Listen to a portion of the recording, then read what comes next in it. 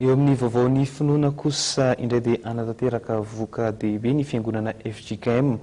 Pahitra Lambo famonjena sonadabaritany arivo avaradrano ny alahady 5 jona ho avy izao. Ny andindininy sy ny fanampanazavana makasika izay indrindra ary no arahantsika manaraka. Dia mitoetra ny asan'ny finoana eto amin'ny FJKM Pahitra Lambo famonjena satria dia amin'ny alahady izao alahady 5 jona 2024 indray no anatanterantsika FJKM Pahitra Lambo famonjena ny voka dehibe ny fiangonana izay antsonantsika zanaky ny FJKM Pahitra Lambo famonjena rehetra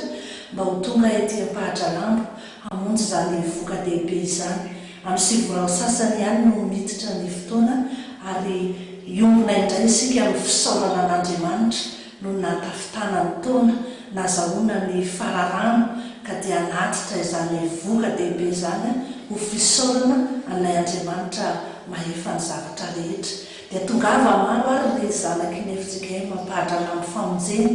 tsy izy ahina ny anoanana fa misy ny sakafo rehetra amidy eny an-toerana ary ao aorianan'ny fanompoam-pivavahana ihany koa dia misy ny fiarahantsika rehetra misakafo indray amin'ity taona ity ho sakafo fifaliana anamafisana ny fiombonatsika ao amin'ny FJKM Pahitra Lambo famonjena. Alahady 5 jona izao no voka dehibetsika FJKM Pahitra Lambo famonjena amin'ny sivora sasany kontsona isika zanaky ny Pahitra Lambo rehetra mba samy tonga amin'izany voka dehibe ny fiangonana izany.